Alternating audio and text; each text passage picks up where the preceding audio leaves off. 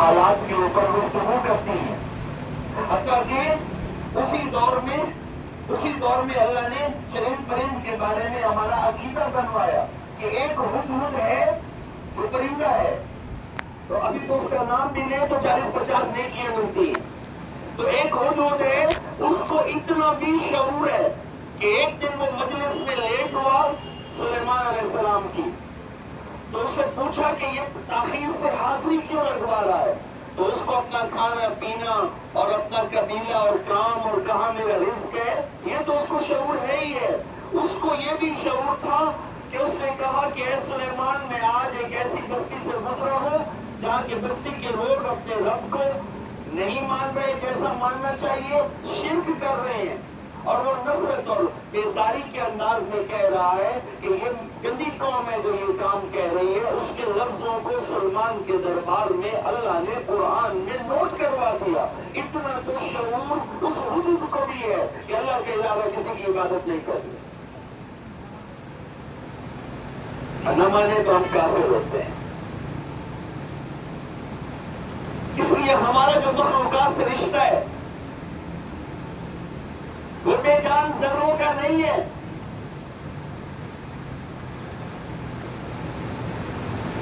ہمارا دین ہمیں باذوق بناتا ہے.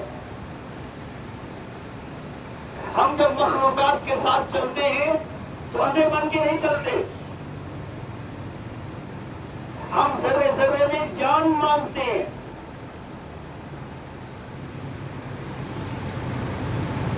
آج اس ساری دنیا کا علم ثابت کر دے گا، لیکن ہم کسی کے ثابت کرنے کے محتاج نہیں ہیں. ان سنی ہوئی باتوں سے 1500 سالوں میں لوگوں نے یہ علم کا نور حاصل کیا ہے جس میں انہوں نے چند چاند ستارے زمین آسمان کو بے جان نہیں مانا. ان کے اپنے اپنے انداز ہیں. سورہ رحمان کھولیں، الشمس والقمر بحسبان. سورج اور چاند اللہ کی تسبیح پڑھ رہے ہیں. ہمارا دین ہمیں باذوق بناتا ہے. ہمیں آیتیں کہہ رہی ہیں سبح للہ ما فی السماوات وما فی الارض. اب اس آیت کو ماننے کے لیے ساری مخلوقات کا تسبیح کرنا فرض ہے. سبح للہ تسبیح کرتی ہے اللہ کی. ما فی السماوات وما فی الارض، جو کچھ زمین اور آسمان میں ہے سب اللہ کی تسبیح میں لگا ہوا ہے. ہم اس طرح بے جان نہیں مانتے. تبھی تو اللہ کہتا ہے کہ تو مخلوق کے ساتھ چل. سبح اسم ربک الاعلی، وہ بتا کے کہ سارا کچھ رب کی تسبیح پڑھ رہا ہے. اللہ کہتے ہیں تم ہی تسبیح پڑھ. سبح پڑھ تسبیح، سبح اسم، اور تسبیح بھی پڑھ اپنے رب کے نام کی، ربک الاعلی. اور اس آیت میں اللہ یہ کہہ رہا ہے کہ میرے ذاتی نام اللہ کی تسبیح پڑھ، اس کی حمد کی تسبیح پڑھ. یعنی اس کے ساتھ ہر وہ تسبیح ملتی ہے جس کے ساتھ اللہ لگاؤ. سبحان اللہ، الحمدللہ، جزاک اللہ، ماشاء اللہ، انشاء اللہ، تبارک اللہ. کیونکہ اللہ کہہ رہا ہے سبح اسم ربک الاعلی، کیونکہ آگے اللہ کا ذاتی نام رب آیا ہے. تو اس لیے ربی کا مطلب ہے اپنے رب کی. پہلے تلاش کر کے تیرا رب کون ہے جو تیری ضرورتوں کو پورا کر رہا ہے. اپنی ذات میں سوچو کہ تمہارے سر سے لے کے ناخن تک تمہیں باہر کی کون سی چیز چلا رہی ہے. کون ہے جو تمہاری اندر کی ضرورتوں کو پورا کر رہا ہے.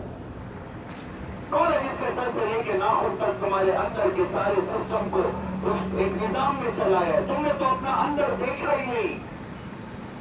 نہ تمہارے ماں باپ نے تمہارا اندر سیٹ کیا ہے. کوئی تو ہے جو 10 سالوں سے 20 سالوں سے 50 سالوں سے 70 سالوں سے تمہارے اندر کو ریگولرلی چلا رہا ہے.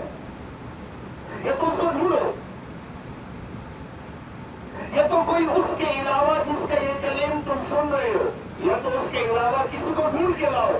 اور اگر تمہیں کہتا ہے میرے ہی آگے سر جھکا جاؤ کہ یہ میں ہی ہوں جس نے کلیم کیا ہے کہ تمہارا خالق میں ہوں اور خالق بنانے کے بعد تمہارا سسٹم کو چلانے والا بھی میں ہوں. وہ اتنا باوقار رب ہے, وہ اتنا غیرت اور حمیت والا رب ہے. وہ کہتا ہے کہ اگر ہڈی نکالتی ہے تو میرے علاوہ کوئی ڈھونڈ کے تو لاؤ جو یہ دعویٰ بھی کر سکے کہ تمہیں میں نے بنایا. اس کائنات میں کسی کی ضرورت نہیں ہے. کیا زمین چاند ستارے آسمان, کیا فرشتے, کیا عرش, کیا مخلوقات پہاڑ زمین, کسی مخلوق کی ضرورت نہیں ہے کہ وہ آپ کو آ کے کہہ سکے کہ تجھے میں نے بنایا. ضرورت نہیں دی اللہ نے کسی کو. تبھی تو اللہ کہتا ہے کہ جب میں نے نظام میں اور سوچ وچار میں کسی کی ہمت نہیں رکھی کہ پورے مخلوقات کے ظلمت میں کوئی تم سے یہ کہہ سکے کہ میں نے تمہیں بنایا ہے, تو تم اتنے گر جاؤ گے کہ میرے واحد میرے کلیم, کسی کو کلیم کرنے کی ضرورت نہیں ہے. نہ کسی مٹی نے, نہ کسی مورت نے, نہ کسی آگ نے, نہ کسی اور نے کلیم کیا. کوئی کلیم کرے منحوس تو اس کو پورا نہ کر سکے. رب کہتے ہیں میرے واحد کلیم کے بعد تمہاری ضرورت کیسے ہوئی تم میرے علاوہ کائنات کی اتنی بڑی حقیقت کو جھٹلا کے اور اس کو پیچھ کر کے کسی اور کو رب مان بیٹھو. تمہاری عقل گھاس چرنے چلی گئی ہے.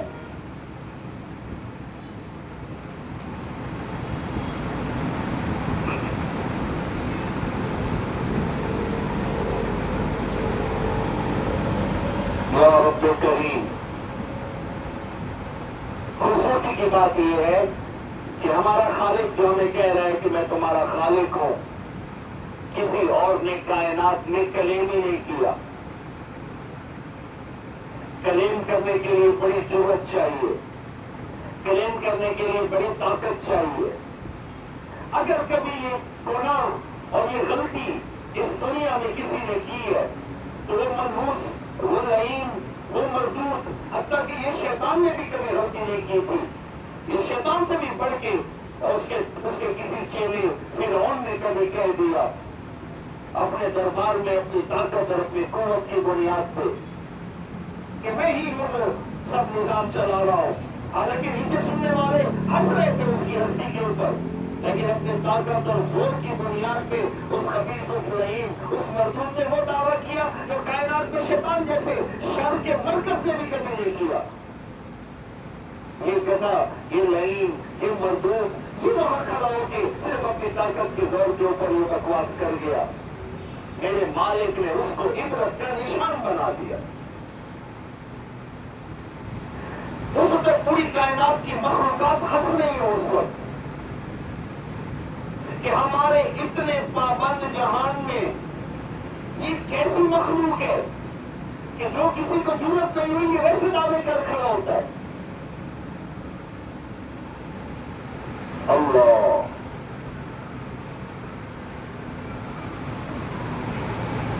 آج کے اس نشست کے اس پہلو میں جو بالکل تازہ تازہ میں نے تذکرہ کیا ہے, اگر آپ 1500 سال پہلے پیدا ہوتے اور یہی موضوعات جو میں پڑھ رہا ہوں تو آپ کا نبی آپ کو اپنے گھٹنے کے ساتھ بٹھا کے یہی پٹیاں پڑھا رہا ہوتا کہ اے میرے ماننے والوں یہ یاد کرو, اے میرے ماننے والوں یہ مانو, الشمس والقمر بحسبان, سورج اور چاند اللہ کی تسبیح میں لگے ہوئے ہیں. چاہے آپ اس تسبیح کو فرما برداری کے لیے, چاہے آپ اس تسبیح کو ان کے حکم کی پاسداری کے لیے, لیکن یہ حکم کی پاسداری کرنا کوئی اللہ پاک نے ان کو فرما برداری کا جذبہ دیا ہے. چلو یہ تو تسبیح ہو گئی, آگے تو رب نے کمال ہی کر دیا. اس نے کہا وَالنَّجْمُ وَالشَّجَرُ يَسْجُدَانِ, چلو وہ تو تسبیح تھی. رب نے کہا یہ جو درخت ہے زمین پہ اور یہ جو جھاڑ پھوٹ ہے, یہ جو سبزہ ہے, یہ مجھے سجدے میں پڑا ہوا ہے.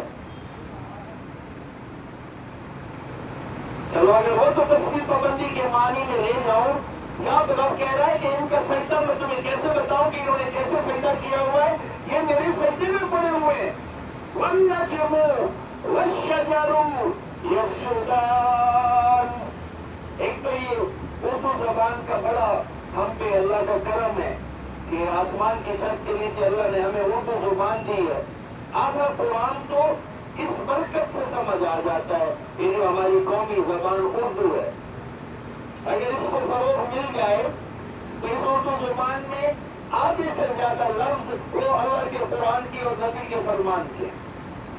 अब इसमें जो लफ्ज शजर आया है, ये शजरकारी भी आजकल चल रही है। ये मैंने यौम आज़ादी चल रहा था तो मैंने नोट किया कि बहुत सारे लोग कह रहे थे कि आओ इस आज़ादी के नज़्म में ये बाजे शाजे खरीदने की बजाय पौधे लगाते हैं, तो शजरकारी करते हैं। तो मुझे उनकी ये अदा बड़ी पसंद आ रही थी कि उन्होंने एक बड़ा मुनफरिद अंदाज अपनाया कि आओ हम पौधे लगाते हैं। तो ये जो हमारी उर्दू जुबान है उसमें लफ्ज शजर आया है, सजदा भी लफ्ज इस्तेमाल होता है उर्दू में, और शम्स और कमर जो है ये तो हम उर्दू में इस्तेमाल करते ही है। बेशक सूरज और चांद भी कहते हैं, लेकिन हमारी शायरी में और हर चीज में कमर और सूरज ये भी और शम्स ये भी इस्तेमाल होता है। तो ये उर्दू जुबान एक बहुत बड़ी नेमत है। आधा कुरान आपको समझ आ जाता है जब आप उर्दू। अगर एक बयान में चीन में कर रहा होता या कनाडा में कर रहा होता या किसी और मुल्क में कर रहा होता और मैं वहाँ की जुबान का सहारा लेता, तो किसी जुबान में इतना वक्त नहीं है कि उसके अंदर अरबी जुबान के इतने लफ्ज हों जितना वक्त अल्लाह ने उर्दू जुबान को अता फरमाया। ये जुबानों में अरबी के बाद सबसे कीमती और सबसे इज्जत वाली जुबान है, क्योंकि इसको अल्लाह के कलाम के और नबी के फरमान के आधे अरबी के लफ्जों को अपने अंदर समोने का अल्लाह ने शर्फ अता फरमाया। इसलिए जब कभी लफ्ज आते हैं तो वो सबके लिए बहुत आसान होते हैं समझने के लिए। एक दफा दरूद शरीफ का तराना पड़ता।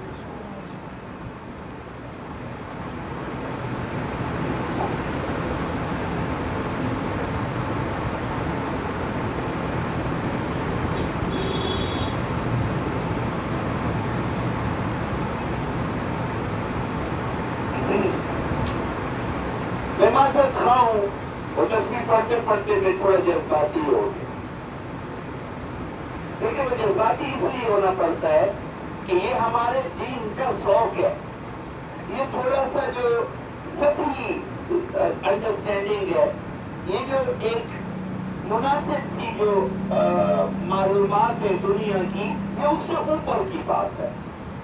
यानी आप सूरज को उसका नापें कि इसका वजन कितना है, इसका फासला कितना है, इसका वजन कितना है, इससे मुतल्लिका आप पूरी साइंस बना दें, ये एक शोबा है इल्म का। आप चांद के ऊपर कदम रखने के बहाने बना रहे हैं और आप क्या इसकी सतह कैसी है, इसकी जमीन कैसी है चांद की, ये एक मौजू है लोगों का। आप जमीन के पौधों के ऊपर रिसर्च शुरू कर दें कि ये पौधा कैसा है, कितना ज्यादा पैदावार देगा, इसको खाद कितनी मिलनी चाहिए, इसको पानी कितना, इसके ऊपर फल कैसा लगे।